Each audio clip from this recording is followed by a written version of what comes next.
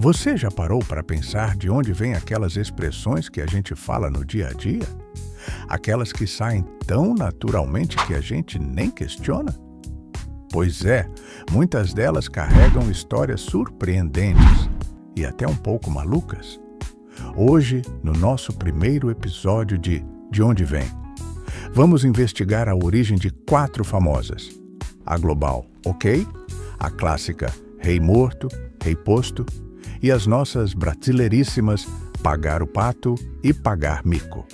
Preparem-se porque a história do OK nasceu de uma brincadeira de modinha e a do pato é, bem, cruel.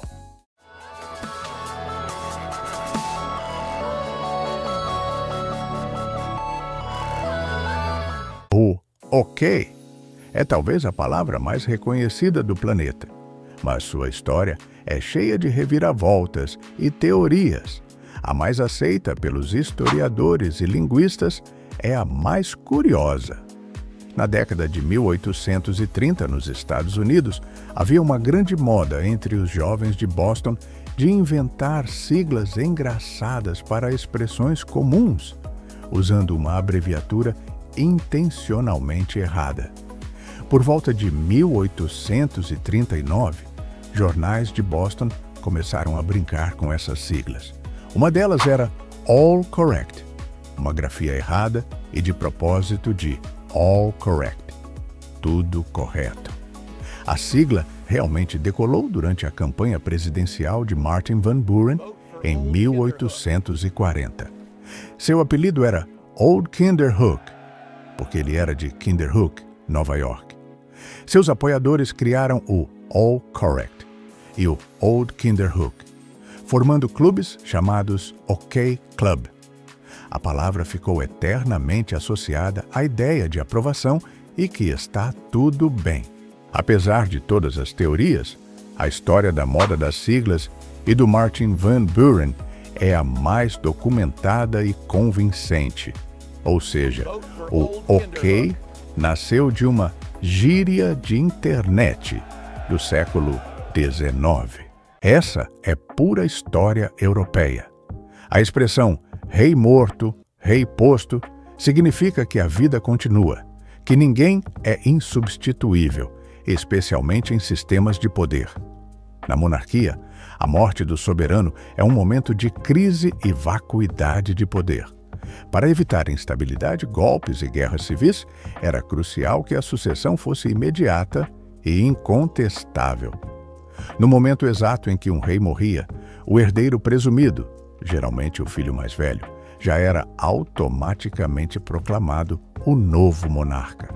A famosa frase Le roi est mort, vive le roi, o rei está morto, longa vida ao rei, era gritada nas cortes francesas para anunciar a morte de um rei e a ascensão imediata do próximo. A expressão francesa foi adaptada para o português como Rei Morto, Rei Posto, capturando perfeitamente a ideia de que a instituição, o trono, é mais importante do que o indivíduo, o rei que morreu. A coroação formal podia levar meses, mas politicamente, o novo rei já governava. Hoje usamos isso em qualquer contexto. No futebol, um craque sai, outro chega. Em empresas, um CEO é demitido, outro assume. E até em relacionamentos.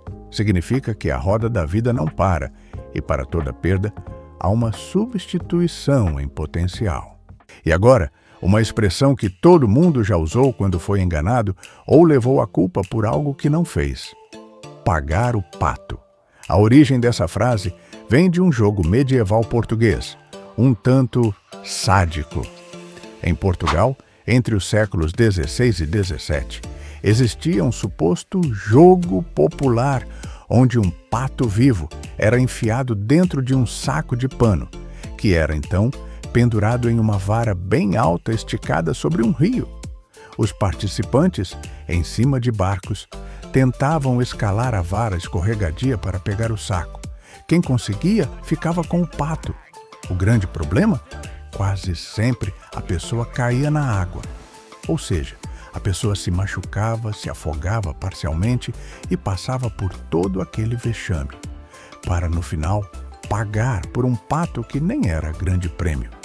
Com o tempo, a expressão saiu do sentido literal e passou a significar qualquer situação em que alguém se sacrifica, se esforça muito ou se prejudica por uma recompensa insignificante. Ou, mais comum hoje, quando alguém paga por um erro que não cometeu, leva a culpa pelo pato dos outros. E, por fim, outra expressão nacional que todo mundo conhece bem: pagar mico, que é sinônimo de passar vergonha, de fazer papel de bobo. E essa tem a ver com o nosso folclore e com os circos. No Brasil do século XIX e início do século XX, era muito comum que circos itinerantes e parques de diversão exibissem animais selvagens em gaiolas, como uma atração exótica. Um dos animais mais comuns era o mico-estrela, um macaco pequeno e barulhento.